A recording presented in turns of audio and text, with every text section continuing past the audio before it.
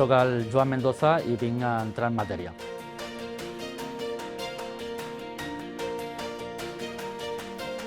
Jo crec que les principals claus de l'èxit de la Kings i de la Queens League ha sigut que han trobat un espai únic en el qual han mesclat tot el que és l'esport tradicional i aquest territori més dels esports, del gaming. No? Han juntat una proposta molt pensada per la gent jove que necessita coses diferents de l'esport tradicional. Són partits que no acaben en empat, són partits que passen coses, molt dinàmic, no? I va molt en línia amb el que demana la nova generació de fans, no? Que exigeixen molt dinamisme, exigeixen tenir accés directe a les marques, en aquest cas amb els streamers, no? Poder formar part de la conversa. I jo crec que, sobretot, la Kings i la Queens League el que han aconseguit és això, no? És tenir una proposta que realment connecta amb aquesta nova generació de fans, amb aquesta gent tan jove, amb una proposta molt atractiva, molt dinàmica, molt fresca.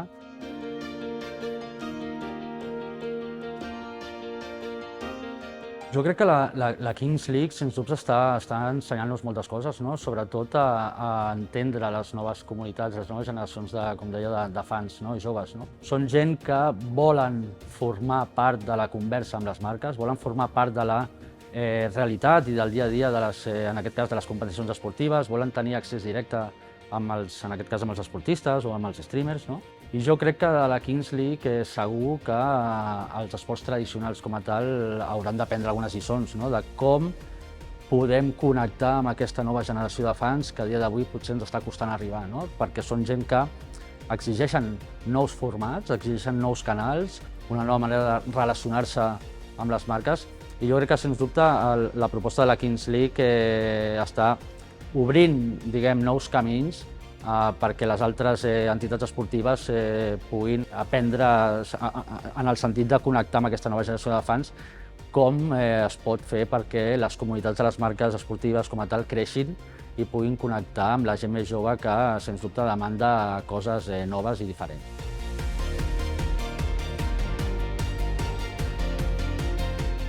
El branding, sobretot, el que aporta és el poder tenir una marca molt ben construïda a nivell d'identitat. No? Sobretot, les marques són identitats, són experiències, perquè al final interactuem amb les marques en qualsevol dels punts de contacte que la marca tingui, i, per suposat, les marques necessiten una comunitat al voltant. No? Amb la qual cosa, el que fa el branding és tenir aquesta capacitat de construir una identitat que sigui potent, que sigui atractiva i que sigui reconeixible, que et permeti diferenciar-te també en el mercat, i el poder generar experiències que permetin connectar amb aquesta comunitat que deia. No? Al final, una marca atractiva i ben construïda té la capacitat, té el poder d'atracció, per exemple, en el cas esportiu, en el cas de la Kings League, al que altres companyies es vulguin associar, en aquest cas a la Kings League, no? Perquè és una marca atractiva, és una marca que és capaç d'arribar a molta gent, té una comunitat forta al darrere, i d'alguna manera el que el branding com a tal treballa és perquè tot això, tot a nivell d'identitat, a nivell d'experiències, a nivell de comunicació i de més, tot sigui coherent amb una idea molt concreta. No? El que t'aporta el branding també és una direcció, no? És un propòsit, és una visió, és un camí, i el que pretenem des de les companyies de branding és construir marques que siguin atractives, per suposat, que tinguin un relat molt, molt atractiu i molt potent, que sigui capaç de generar experiències que siguin diferencials i memorables i fer créixer les comunitats. No?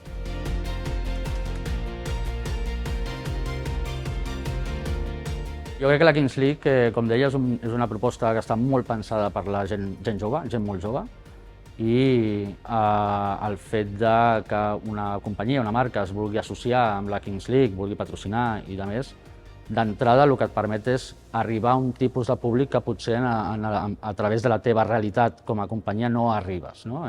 Sobretot jo crec que aquest és un dels principals punts, és com a través de la Kings League jo puc arribar a unes audiències que en el meu dia a dia potser no arribo. No?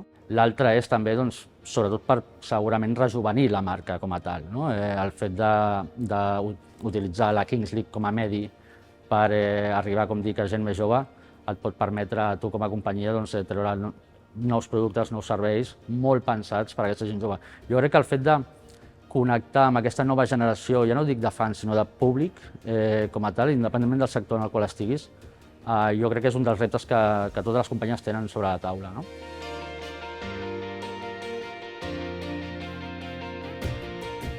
El futur de la Kings League o de la Queens League, la veritat és que és difícil de visualitzar un horitzó, no? Ha sigut una proposta, una marca que pràcticament no arriba a l'any de vida i sembla que portin molt més temps, no? És una marca que ha anat creixent, ha anat evolucionant a un ritme increïble, no? Amb la qual cosa costa visualitzar un horitzó perquè realment crec que poden ser capaços d'arribar molt, molt, molt lluny, no?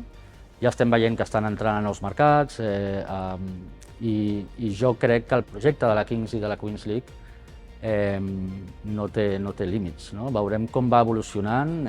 Jo crec que està en una espècie d'efecte de bola de neu, no? que va començar d'una manera pràcticament amb certa incertesa, la gent no entenia molt bé de què anava, què era això de la Kings League, i jo crec que ha demostrat amb aquest temps que és un projecte increïble, que ha revolucionat el món de l'esport i l'entreteniment, que és una proposta molt pensada sobretot per aquesta nova generació de fans, d'aquesta gent jove, que exigeix noves maneres de relacionar-se amb les marques i, en fi, jo crec que la Kings i la Queens League ara mateix no et sabria dir quin és l'horitzó o el límit que pot arribar a tenir, perquè pot ser tot el gran que vulguin.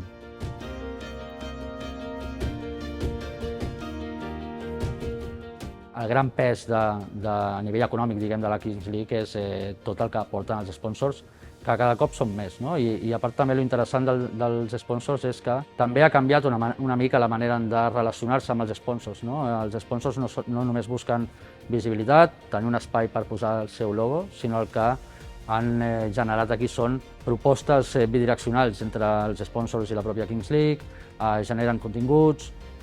Vull dir que d'alguna manera tota la proposta de la Kings League i de la Queens League, tota la relació que tenen amb els sponsors, també ha canviat o ha revolucionat d'alguna manera lo tradicional, no? Que fins ara havíem vist a nivell de relacions amb els sponsors.